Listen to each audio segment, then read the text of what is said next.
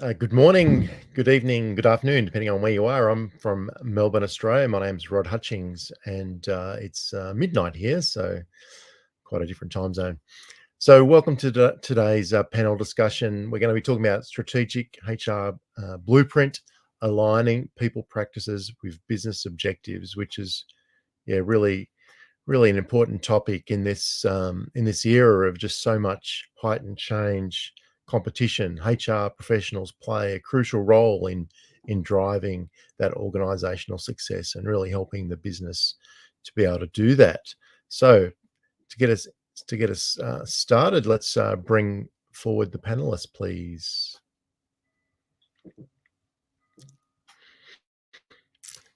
So I imagine it's good morning to most of you, if not all of you, and welcome to the panel today. Really looking forward to the conversation, and to get us going. If you can just give yourself a brief introduction, we'll go around clockwise, and what really fascinates you about this topic. So let's go. So next to me, and then go right around. Does that make sense? Hopefully our screens will Thank you. Thank you so much. Yeah. I'm so excited to be here. Thank you, Rod. So my name is Alethea Taylor, and I have been an HR leader for longer than I'd like to admit, but I've had the fortune to be across multiple different areas of HR, and I'm just super excited to be here today. Thank you. And Renuka. Hello, everybody. My name is Renuka, and it's lovely to be here. Yes, it is morning for me as well. I'm dialing in from Washington, D.C. Rod, hats off to your commitment, dialing in the middle of the night to HR. This topic fascinates me simply because, what else is available to the HR folks to be able to show our value to the business? And I think it is critical that we pay attention to this element. If not, everything else we do may not really have the legs to stand on. So I almost think like this is the foundation for most HR leaders. Very true. Good morning, good afternoon, and good evening. Hello. Yep. My name is Bridgette White. I'm based in Atlanta, Georgia. And similarly, I've been in HR for a number of years, primarily in the business partner space. So this topic is very thrilling and exciting to me because more and more HR is truly that strategic partner to the business. And we've moved beyond providing only the operational aspect, which is very important, as well as our COEs, but being a business partner and having that partnership with our leaders from the front end in driving strategy is so important. And the role that we play in that is critical to business success. So very excited to be here and chat on this topic today. Thank you. And last but not least, Kim. Hey there, my name is Kim Lee. I too have been an HR leader, probably longer than I want to admit, but I have enjoyed every moment of it. Well, not every, but I think that this topic, so I've had the opportunity to really see the transformation of HR throughout my career. And we are in a great time now where we're being able to, or we're encouraged and bringing people together. So we're bringing our practices and really aligning them to the business, which when I started my career, it was certainly not the case. And I think businesses are really seeing the way we can drive the strategy and keep things moving forwards and making hitting targets. Very good. So welcome everyone once again, and looking forward to our conversation. Now to get us started, I'm just wondering, what do you see as the most critical changes in HR, in the HR landscape in the last sort of decade, that really drives a greater need to have this closer alignment with business strategy? Who'd like to give that one a go?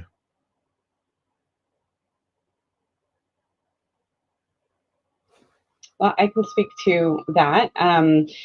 The alignment, I think, one great example is the start of COVID, when we all had to and were looked to get everyone functional as remote employees, and how to, the business leaned on us to make sure that people were engaged, and we were focusing on mental health, and we were focusing on how to keep people together, operating, collaborating, and we as the HR function for, I think, most organizations, that's what we were looked to.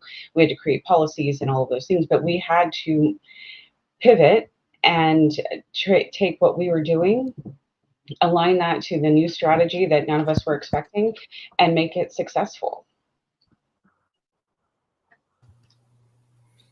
Yeah, I think Kim makes a really good point, right? I mean, engagement and wellness became super important during COVID, but I think alongside of that, many businesses had to change their strategies and going through significant change during that, that time as well. And so it gave HR the opportunity to really jump in and be at the forefront and really be in those strategic conversations and really drive home the human factor into those business strategies, and really partnering with the organization to really, drive the success. Yep. Thank you. If I could add to that, I'd also say then the shift, not so much in COVID, but just the evolution of the workforce in the past 10 years, the dynamics of multi-generational workforce, as well as the shift in really the need for businesses to become employers of choice. So the job market itself shifting in such that it's important for HR from a hiring aspect, but also from an understanding what are the needs of the business in order to attract the right talent and hire the right talent where we need to. That has become important because candidates have choices on where they want to work, where they want to take their talents, and oftentimes those choices change frequently. So in order for us to ensure that we are partnering closely and having the right talent in the right place, knowing that business strategy and making that part of our hiring strategy and approach becomes very important. Yeah, and Rod, as you asked the question, what has changed? What came to me immediately was what has not changed. I don't think there is any aspect of us, even from, forget a decade, even 3 or 4 years ago, that has not changed. And to me, I think it is important that HR reimagines HR so we stay relevant to what's going on around us. And that simply means reimagine the structures we have in place internally to support the organization, reimagine the processes that we have in place, making sure that there is design thinking elements involved in the processes. So we're bringing people along, our staff along. And then finally, how do we engage with our staff, right? So really thinking about those 3 elements as we think about the changes that are happening around us, and how do we then quickly in an agile way adapt to those changes. And I think my co-panelists here have talked about all the changes that have happened, so I'm not going to repeat them.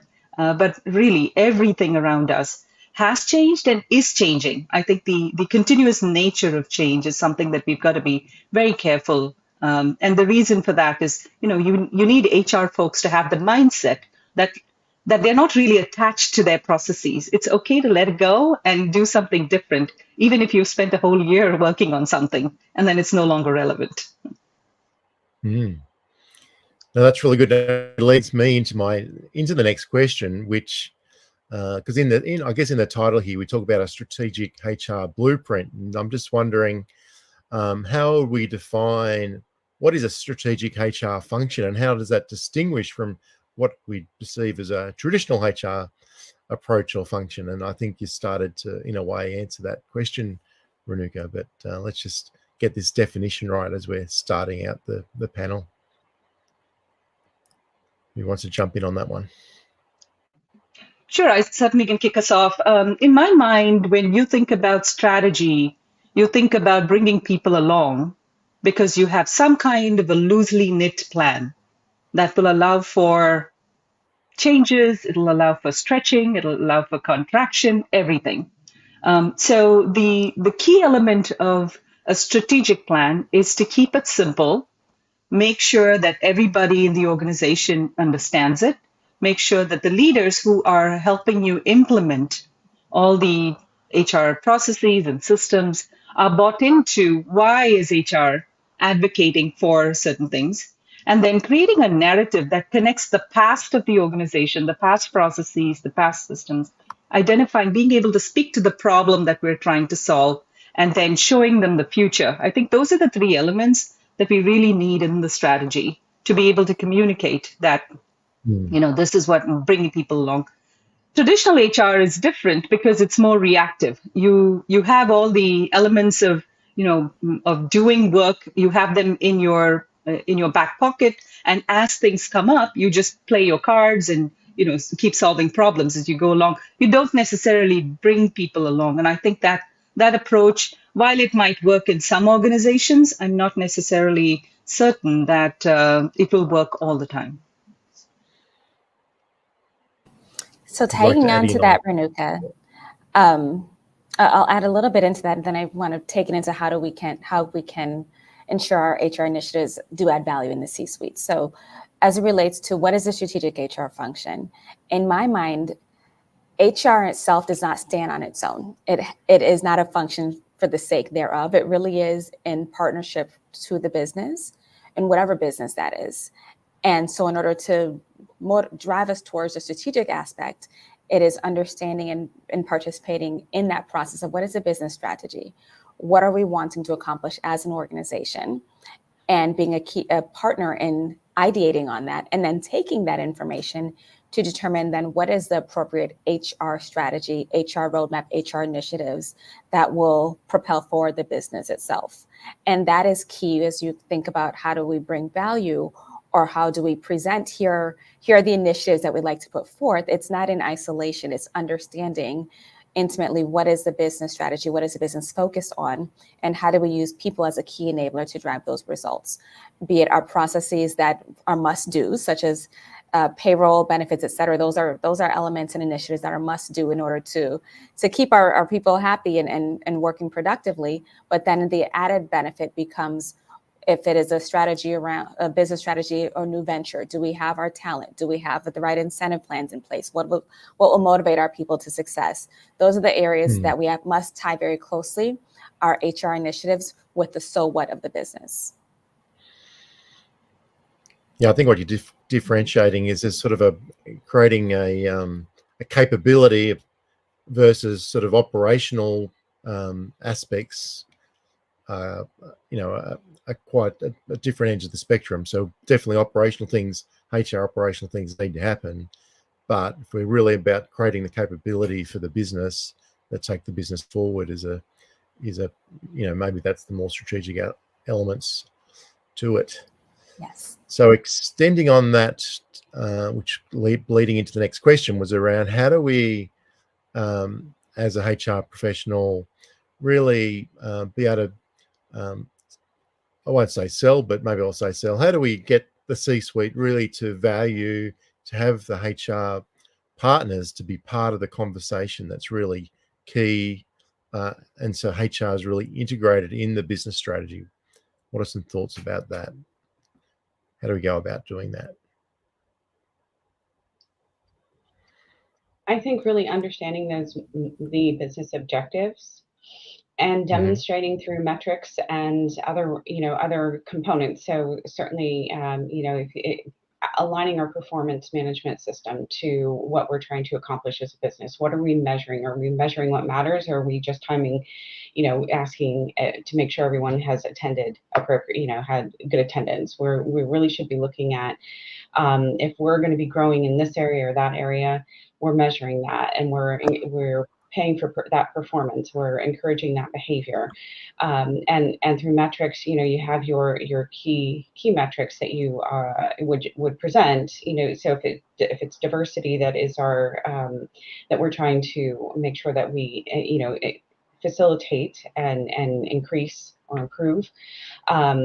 That we're measuring that. If it's attendance, then sure. But we're looking at the health of the organization and driving that forward through our initiatives, making sure that what we're asking people to do is aligned with what the business needs. No, that's I think, Kim, that's a really good point. And to circle back to something Ramuka said in the earlier question, right? Is she, I think, used the word narrative. And I think it's our job really to tell that narrative of how those KPIs and key metrics and all of those initiatives that HR is building into their strategic plan and how those are tying directly to the business objectives, right? So if it's growing revenue and we need the people in order to do that, then how does that key talent initiative tie into that business initiative to grow revenue? And really being able, again, to tell that story and explain it to your leaders. Mm-hmm. Yeah, I think And we also said, sorry, go on. to just add on to what Kim said about data and making sure that that we're monitoring it. I think another piece that we have is thinking about inclusion. How do we make sure that all the people we have on the team really feel included, and what do they care about? And so as you think about what they care about and begin to work on what they care about on the talent side, people can just stay focused and do the work that they're meant to do, right? And they're not kind of thinking about, hey, how is, are we hiring diverse staff, for example, or other elements of pieces that they don't necessarily need to worry about. So if they want to stay focused, paying attention to what is it that they care about, so that we have an inclusive workforce is important. And as Kim alluded, doing that with the data that we have and the data that we collect could be helpful. Also, as we think about training, it's not only that they get the course. I think Kim kind of alluded to it as well. But making the learning stick over time, I think, is important. So how do we think about if this learning sticks in the organization? What does that look like? And then monitoring that. Yeah, I think, and again, Kim sort of must have been reading my mind, because my next question was about data analytics and how they align HR practices, business outcomes. So I wonder if we could just unpack that a bit more and just maybe provide some examples about how you've used data to influence strategic decision making within organizations. So is there some examples that you can think of? Well, I think you start with your base point and understand where the organization is today and what we're aligning on those. So again, you take your recruitment efforts and quality of hire and time to hire and engagement and those key performance metrics, and you look at where you're at and look at how that aligns with what the business is trying to do, and then creating so you have for example, if you want to improve your retention, you want to improve your customer, how your customers are feeling, so NPS. What do you do? How are your employees feeling? How are your customers feeling? And trying to identify areas that might be impacting the customer. And so maybe it's a training need. So if you've identified a customer challenge in a specific area, then going back and training your customer team to address these and improve those scores. So it's the quality of hire. It doesn't matter if we're doing if you're doing mass hiring and you get hit that time to fill, if everyone's quitting within the first 6 months, then or not making it, either way, then you need to adjust your processes and what you're looking at, making sure that you're screening correctly, you have the right skills that you're looking for, and your training, and that is actually being impactful in how the business is operating. Kim, I think that's a great example. If I could pull that thread a little bit further as well, in a recent example that we had in our organization, we've learned that for the past several years, our both voluntary and involuntary turnover for a particular population was increasing. And how does that impact the business? It means that as we're hiring and training, the cost of all those aspects to get to a level of productivity, efficiency in the role is all for naught when you have to rinse, repeat that process over and over. So we unpacked it, taking that data, unpacking the three key elements that we saw in terms of what is the hiring process. So the sourcing, screening, the interview and selection, the training, and then finally, what is the manager capability? Because once you do all those things, you turn it over to their direct leader. And we know oftentimes from data that colleagues or employees will leave their manager. But let's not rush to that conclusion. Let's look at each of those pieces ahead of that and determine what could be improved in those processes, and using data to help tell the story on what changes were made, did lead us to the view that there were some further opportunities in our interview process, as well as within the not only the training of the employee, but the manager training. How do we get better at that? And that has led to some strategic decisions in terms of where we channel our training, but also on how we select our people managers and how do we bring them up to speed very quickly. So using data to help tell the story and drive to some differentiated outcomes based on what we saw as a big challenge. No, that's really good. Mm-hmm. And again, it relates to my next question, which was really about employee engagement culture, how critical that is, or it's certainly spoken about being critical to achieve business objectives, and how HR can help drive these elements. And I think the things that you mentioned, are pretty critical and is multifaceted. I'm just wondering, is there any other elements anyone wants to add on that? I'll just say briefly, when I speak with our teams, engagement and culture are things that in my mind are hand in hand with the business leaders and the HR team. I always tell our HR team, we are co-creators of the cultures. We are stewards of it, but we are not the only owners. And it's important that as HR, we don't take that on as in and of itself, because we can create the right environments. We can put forth the right initiatives, but culture belongs to everyone. And as leaders, it's so important in my mind that we partner with them in the way that they are equally responsible for driving and setting the tone and creating the culture that we want to have in any organization. Another idea that I've implemented that I've had some success with is using the word group dynamics when speaking with other leaders instead of using the word culture. Because the minute you say group dynamics, what's the group dynamics in your team? Everyone that's part of the team knows that they're talking about themselves, right? And that they have a direct access to doing something about how they come across, how they speak to each other, and what's the dynamics within their team. Versus when you use the word culture, sometimes you could say, well, that's the culture of the organization. That's not me, but that's the culture of the organization. And so put some distance between the two. And I've had some success with when HR is talking about, let's focus on the group dynamics. We can worry about culture, but first let's focus on the group dynamics, because essentially when people speak about culture, that's what they're talking about, how they experience the dynamics amongst the different groups they work with, not necessarily just in their teams. It could also be interdepartmental. It could be, any other small groups that they work with or that they just socialize with in the work environment. So thinking about it like that has been helpful. Thanks, Riga. Anything else on that one?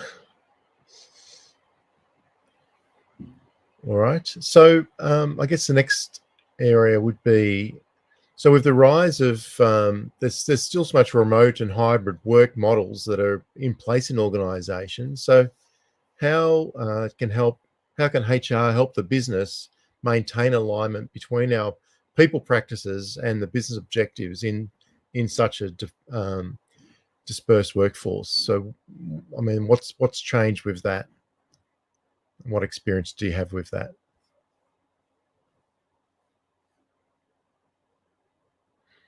Let's give that one a go. I can start. You can start. So, Kim.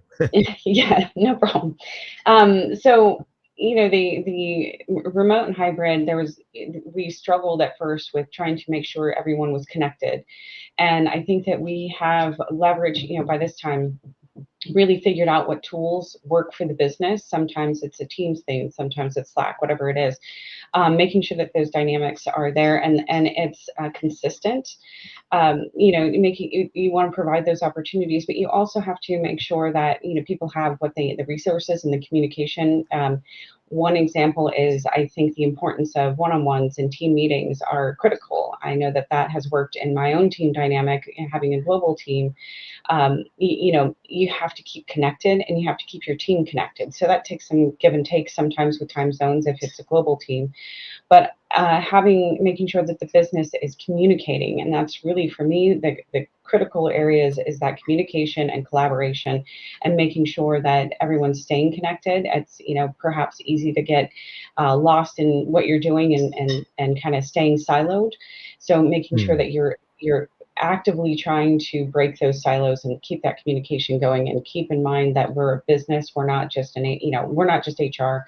We're for the business. Sales isn't just sales, it's for the business, and that we're all staying connected. Yeah. Thanks, Kim. Who else would like to? I would say, cross-team collaboration is definitely more challenging for organizations who are remote or dispersed.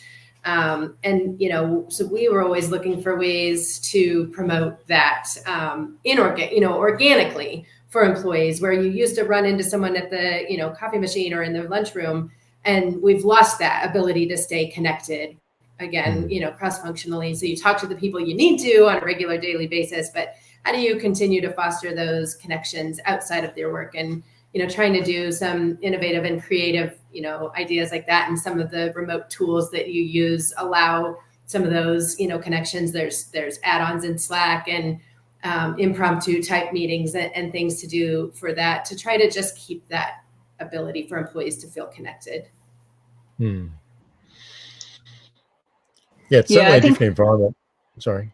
Go on. It certainly is. Yeah, no, it certainly is a different environment. And I think Alethea also brought up, it's not just hybrid. So hybrid is difficult, but dispersed could be a whole different set of, so not only are you not in the same time zone and you're working across different time zones, and that could have its own challenges. I think what is critical is for all managers, whether you are a middle manager or senior manager or the leader, it is for having clarity on what needs to get done, by when, and by whom. I think that clarity is so critical. So how can HR help with that? When HR sees that the reason for performance issues, employee complaints, this feeling of low morale is happening, engaging with the supervisor to help them think about, what do you really think about clarity, help them align what they're signaling to their staff, what they are messaging to their staff, help them align that to the overall objectives of the organization and bring that clarity, I think is one thing that HR can do. Second, of course, I think, Kim already talked about resources, also making sure that leaders, especially, senior leadership, is technology savvy, and bringing them along, helping them see that it's not really so challenging as you may assume it to be. I've heard so many executives say, well, I don't know how to do that. Someone just dials me in and I'm in the meeting, right? Well, what if that someone was not available on a particular day? How do we help you dial into that meeting? And that then brings me to my third point, which is when HR is creating our tools for processes, keep them simple. Just click a button and get on the meeting, right? Or things like that.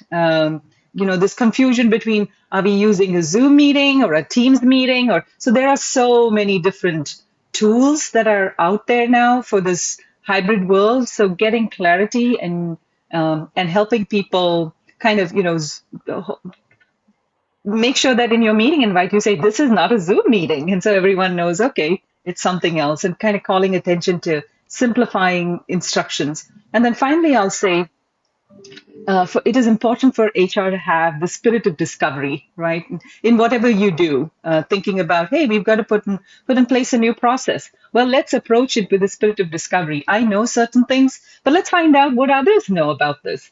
And when HR begins that process of dealing with everything with the spirit of discovery by involving staff, they will learn by watching us do this and say, hey, I had a great feeling talking to these HR folks about the promotions process.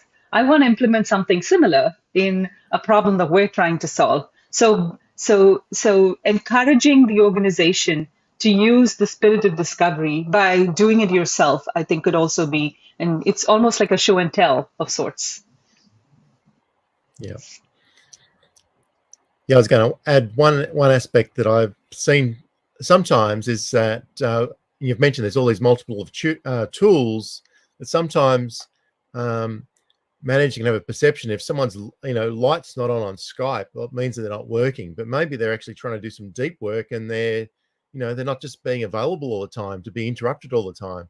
So I think what you said, Renuka, about, being clear about objectives and what's going to be achieved is probably the top order, versus trying to somehow, micro manage or worry or not trust your team based on some lights on some tool.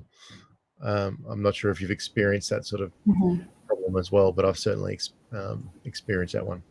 Yeah, Rob, if I could add one point to that as well, I think that with the pandemic, and there were many people working remote or virtually ahead of that time, but at that point, everyone became remote, and it, I think, was an inflection point for us. And there was a strong sense in, let's build community, let's build a new way of working, let's continue to build relationship for people who were previously in office or physically together, now no longer together.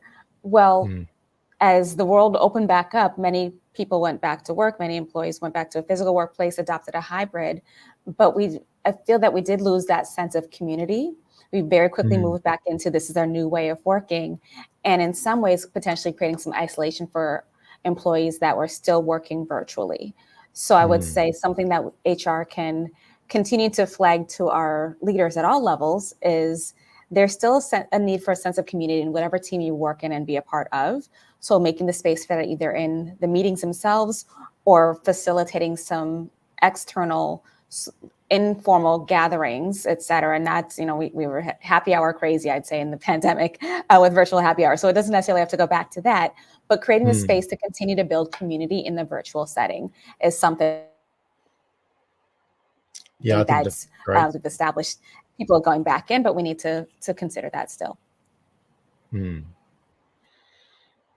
think that's a great addition, and I think that I think you're right in that there probably was more gatherings when we were remote, whereas the same dynamics don't necessarily happen face to face. The same informal get-togethers with a broader group don't always happen. So and there can be small subsets. So yeah, people can miss out. No, that's really good.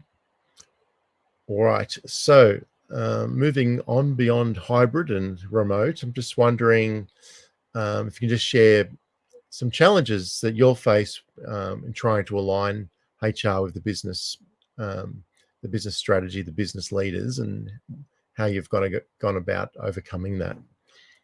And who would like to start with that one? Can't be Kim.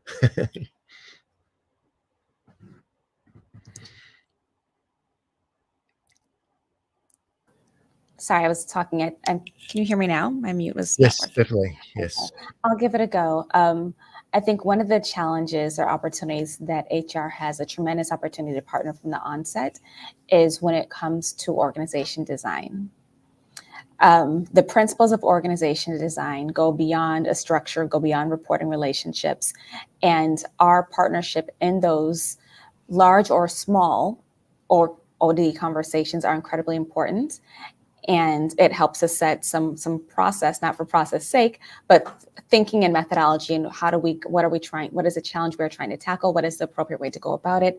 And then how does that lend itself to an outcome in structure, not leading with structure? And I can say that's a challenge that I've faced a number of times in my career, where a business leader will come with a piece of paper and say, this is what I want to do, and let's go execute. And so it's a bit of slowing them down. For all the right intentions, they might have an end in mind, but let us slow down to go fast. So let us work through a process. Let us think about this differently. Let us gather the right players for the conversation, et cetera. And so how I've overcome that when it's happened is to provide a bit of meeting the leader where they are, but then slowing them down and how we might think about it differently, and just going through a bit of a thinking process in order to get to an outcome. I found that to be most helpful. We also don't want HR to be viewed as the no's, the people that say no to it all. So it's key then to really meet them where they are, hearing and understanding, matching their pace as best of your ability in a way that makes sense and does not create further chaos, but understanding that in fast-moving businesses, the leaders often move fast, and we want to not only hang on to the train while it's going, but be invited on at the start. Well, that was a good start to the answering the. Thank you. You'd like to add on to it? Yeah, most definitely. A couple of things that are coming to mind. I think when we think about challenges, these challenges arise from misalignment within the organization. And the way I think about it is that there are different communication circles in the organizations. You can think about them as concentric circles amongst each level in the organization. You could also think about them as circles within each department or function. And there are just these different circles of communication that might be misaligned. And so I've kind of had some success thinking about the ideas of conversational leadership and then saying, okay, what conversations need to be had to align all these different communication circles that are going on within the organization. And one way to also think about that is, if these conversations are not had, then these conversations turn into festering wounds that really, in the longer term, cause so much pain within the organization. So thinking about conversations as not being difficult, but conversations that are needed for alignment can be helpful to reframe that challenge.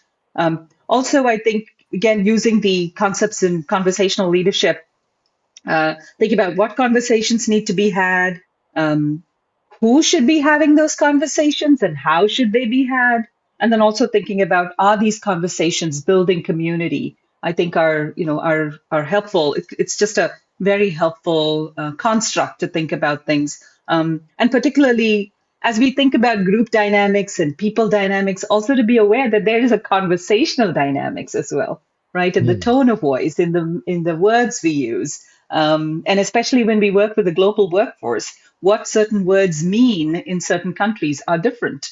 And so paying attention to that. And I think, it was said that, you've got to slow down so we move fast. I think, Bhagat, you said it. So taking that approach could be very helpful. Thanks, Rebecca. Any more additions? I can share kind of an example of where there's been some hesitation in the beginning or the onset of a strategic conversation and the outcome, where a few years back we were working on redefining our performance management system. And as I alluded to before, kind of measuring what matters and getting that concept to stick with leaders. We were, it was a private equity held company, so we were moving very quickly and there was a lot of different things going on. But we were the company was changing strategy to go IPO versus, to be sold off. So we were looking at how to really create value within our workforce. So my first step was to, not just do a career ladder where everyone was, knew what the next level title was, but understood the competencies and trying to get that idea, that concept to stick, and that those competencies needed to be across the company. So it's not your key skills that you have, that technical skills or things. It's what are we looking for in a leader? What are we looking for in an employee? What are the levels of understanding and knowledge, so that we could build that in and help employees see, like, this is what I need to do in order to get promoted. This is what good looks like. So we had that. And so it took a little while to get that concept to really actually just get the attention of the leaders. And once we had those conversations, we were really able to build a much more robust process that aligned with those business objectives and made sure that we had awareness of gaps and people understood what they were being rated for and what their performance measurements were. And so it created a better feeling and engagement within the company as well. Thanks, Kim. That was really good. All right, I might go on to one more subtopic, which is talking about, talent acquisition. So, and I think we spoke on this a little bit at the start, and I think it's such a critical area. How do we ensure that that the recruitment process is aligned to the long-term business strategies and not just about sort of filling immediate needs? And again, we've got to be cognizant there's so much change. It's really sometimes hard to work out what the long-term strategy is, but what are some elements to that you can think of? Who wants to give that one a go? Or a start? I think several of us have unmuted. Unmuted. Not sure. Okay. Alethea, would All you right, like maybe- to go? Okay. Yeah, why don't I give it a go and then have everyone else add in. So I think in recruitment, thinking about long term is going to fall flat if you're not focused on the short term. So because your managers are focused on the short term. So making sure that the short term gets taken care of really well and making sure that the recruitment team is supported as an HR leader, ensuring that the recruitment team is supported so that the short term aspects are taken care of. Because without that, you're always in this complaining, reactive, addressing complaints mode that you can never look beyond maybe a couple of months. Once you've taken care of that, then paying attention to talent conversations. So as an example, as a good practice, we at the place that we work in, every year we meet with our senior leadership to talk about, that we just call it a talent planning meeting. And we talk to them about what changes are you anticipating in your work, and what are some external trends that you're seeing that we should be, taking note of. And as we think about and get those answers to those questions over the years, you'll begin to see some trends for what they are looking for. And so as you begin to see those trends, you have to think about how are you going to address that? Are you going to just go out and get people with those skills or train them internally, right? That whole build versus buy concept. And that is how I think you can begin to look at long term, whether this is 3 years or 5 years. In 3 years' time, these are the types of skills you're looking for. And then working with your recruitment team to think about where might you go and find this kind of skill, right? Which may be very different from what the organization is looking for today. But making sure that you have that on the radar on your periphery is important. Thanks, Renika. Yeah, I think I was also thinking, a little bit along those similar lines, right? Skills is definitely something that popped into my head as well. But it's an evolution. It's continuously evolving. So not forgetting that you don't just say, here's what the future looks like.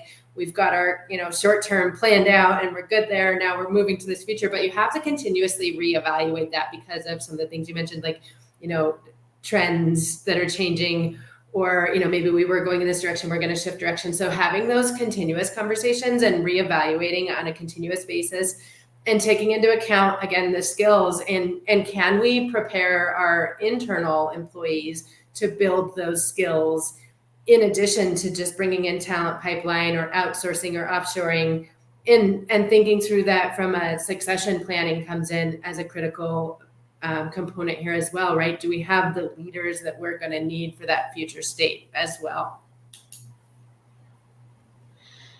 Those are excellent points, and one piece that I was going to add to that as well is the importance of knowing that the talent profile that you are hiring for with that lens of the future. So in that same vein, can you hire today knowing that they have shown the glimpses of the skills that you need for the future, so that upskilling internally becomes easier because you're hiring to an extent to that skill transferability at a later point.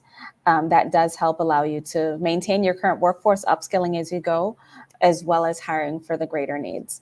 On the succession planning elements of it, that is a piece that I think was, as we're seeing in organizations, it's the most senior leaders for which we're doing succession planning for, but also identifying what are the critical roles for our future in the organization and ensuring that those roles as well have strong succession plans in place and hiring for those. I don't know if Yeah, I I can think, add one more yeah, thing, yeah. which I kind of forgot to mention in my response. I think I have had conversations with senior leaders where they talk about, is this person a good culture fit? And then helping them see that not all the times you have to hire for cultural fits. You've got to hire for cultural contributors, right? And I think Adam Grant's work around culture fit versus culture contributors could be a helpful resource as one thinks about it. But it is important that we familiarize ourselves with those terminologies, because it's not going to be easy as we looking into the future. Hiring for the future today can be tough for our leaders to see and understand, because they are in charge of making sure that what is needed today gets done, right? So helping them think about culture contributors could also be a good strategy. Yeah, and I think I have that just just adding one. on to, let's Oh, go, go ahead. go on, Kim. Let you, you No, go. I was just going to kind of circle it back to the data. I mentioned before the quality of hires. So, our talent acquisition teams often have a metric of time to hire and time to fill. So that's part of it, understanding what the long-term needs are and how available is the talent and what do we need to do, and look into the talent availability there. But then the quality of hire and how long that they're lasting, what's the performance looking like, so we can adjust the short-term strategy by redefining or reviewing what we're looking at in as far as recruitment and screening for, and then just using that data to continue just to make sure that what we set out to do, we're actually doing. Hmm. Yeah, and I'll just add. So partly, I think part of my question, in a way, also was about this sort of this challenge of where you bring in people at the high levels and they come for the immediate needs, and then the people who are looking for promotions sort of see they get a ceiling that makes it quite difficult to move up when you keep bringing people in. So I don't know if you've experienced that sort of challenge, but when you're bringing people in, you really want to give them, they want to see that they've got somewhere to progress, and sometimes that can be a challenge, I think. Versus, all right. So the next question is really, I guess, what are some of the misconceptions about the role of HR in business strategy, and how can HR leaders address those misconceptions? So, what do you think about that? And who wants to start that one? Everyone's I got their head think down. a misconception is that HR is an afterthought. I'm seeing some comments, and I think it might be coming from the LinkedIn thread, where someone is asking the question, why do we think HR managers are the only ones who discuss the legitimacy of their function and have to explain their value or their worth? And I think it tags in a bit, Rod, with your question itself and the misconceptions on the purpose of HR. I think because HR for many of years, and still very important and needful parts of HR are the things that we talked about, the important cyclical aspects and important things to maintain for employees as it relates to benefits, making sure employees receive their pay. Those hygiene items and very critical and important tasks are oftentimes the only face of HR that employees see until they reach the management realms and senior leader realms in which they're engaging in a different way. And the misfortunate piece of that is, if you've only worked with HR in a certain capacity, switching to engaging with them at a more strategic level becomes a skill set that leaders actually have to learn. And so I think that is one of the primary causes of the misconceptions of the value of HR brings. And how do we shift that balance is, in my mind, it's a few things. Putting strategic business partnering a bit deeper into the organization. So at what level of management do the leaders need to engage with HR on a strategic perspective before they get to the senior most level, so that shift is not so abrupt, but also so that HR becomes a close partner earlier on in the career journey of our leaders. Another misconception or area opportunity that we can address is, it starts in my mind from the top down, and setting the tone within the organization on the role of HR, from the senior-most HR leaders and senior business leaders, and demonstrating with collaboration and transparency the partnership. It's a beautiful thing when a business leader and an HR partner are lockstep in their thinking and in their engaging and they're working together. It does set the tone and create the space for HR to operate through that way throughout the full organization itself. And I found that's when it's incredibly helpful.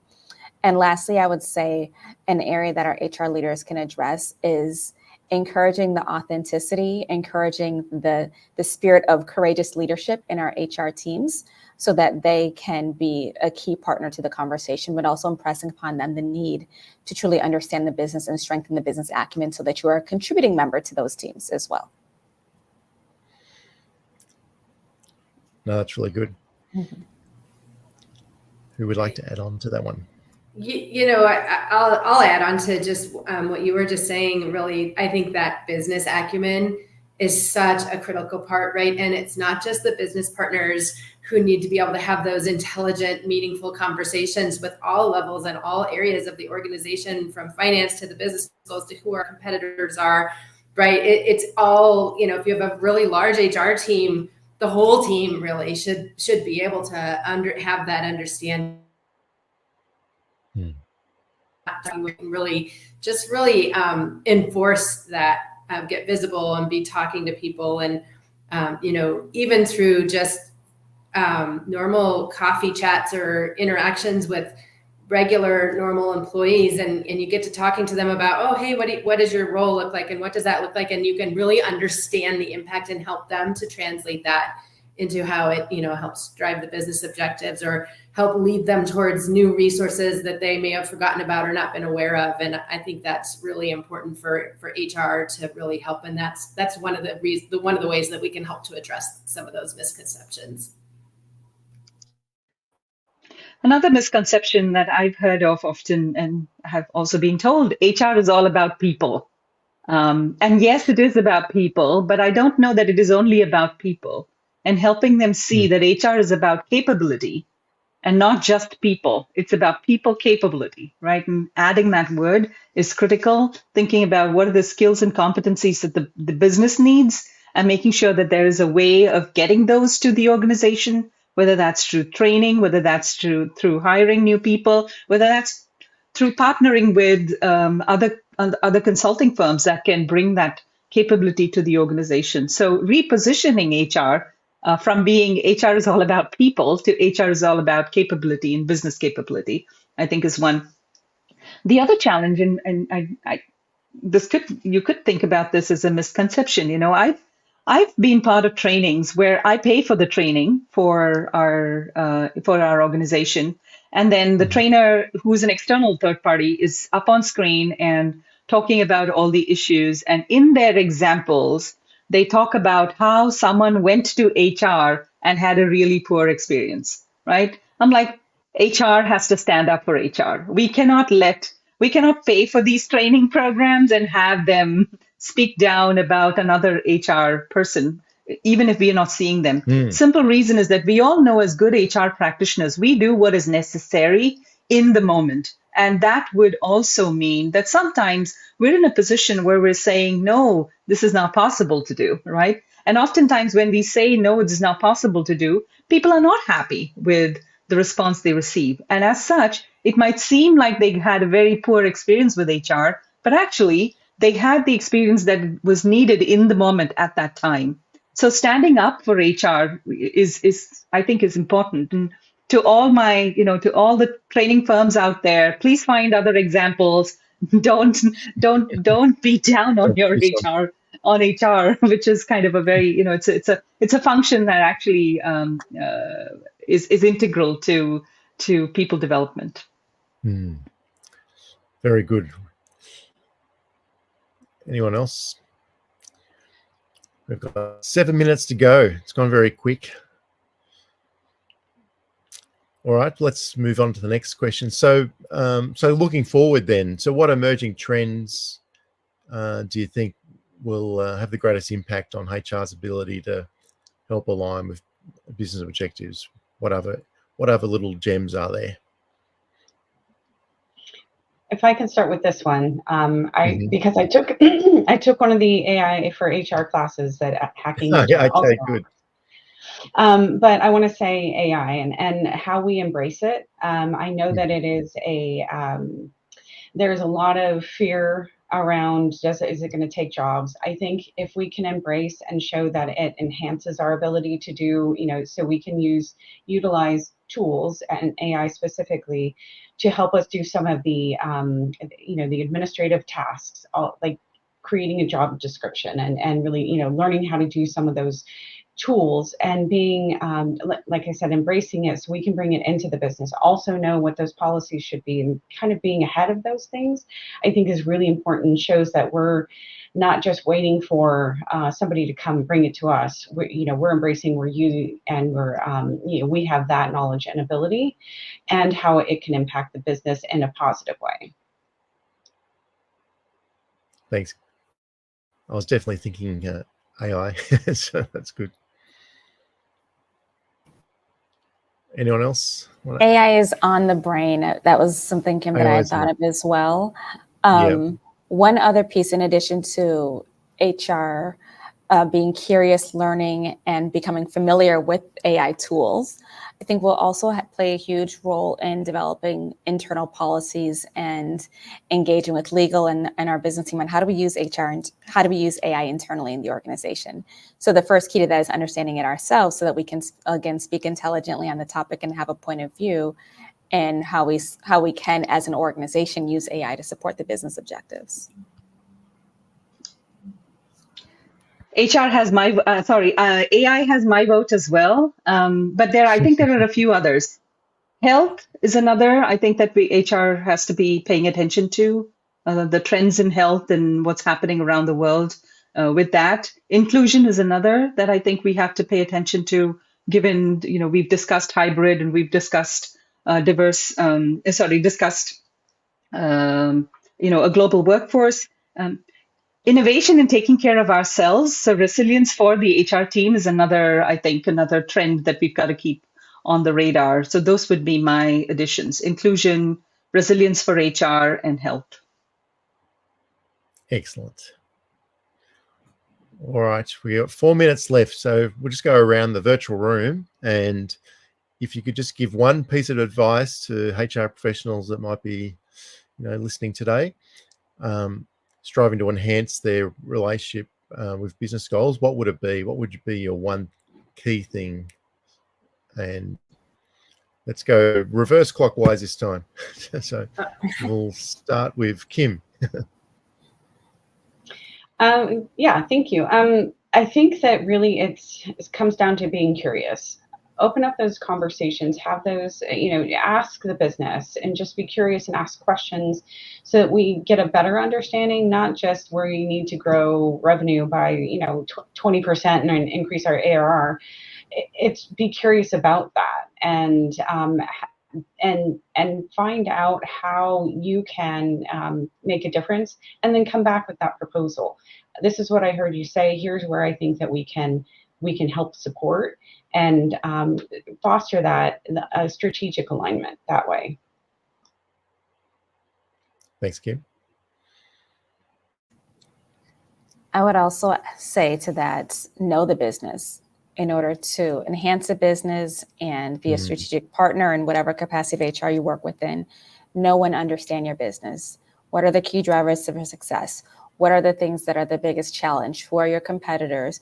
That allows you as an HR partner in whatever capacity to come to the table with some thoughts and understanding and to speak intelligently on the topic. One of our biggest moments of failure as an HR in my mind is when we come to the table with something that is so far off base because we don't understand the business that we're in. And that's when we lose immediate credibility. Well said. I'd add, build trust with the people you work with and make sure that you do what you say you're going to do. And when you cannot do it, make sure you go back and tell them why you cannot do it and what support you need from them, and give them credit for all the support they offer to you.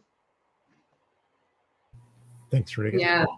So those are all really great, right? I mean, Be Curious would have been my first one. Building Trust would have been my second one. So I'll try to be creative here and add a new one, which would be probably having be open to continuous learning and being adaptable. And my motto is continuous improvement. You can't wait till it's perfect to push to get it done. You've got to be able to, good enough is oftentimes a great starting point, and then you just work to continuously improve it, and over time just always make whatever you can better for everyone.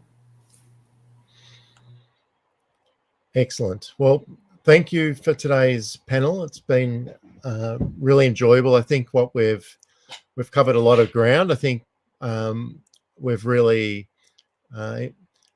spoken about how HR professionals play a crucial role in this strategic alignment, and it's definitely, I like the whole using the people capability. Capability is really key, and a way to do that working with the business is really keeping it simple, bring people along.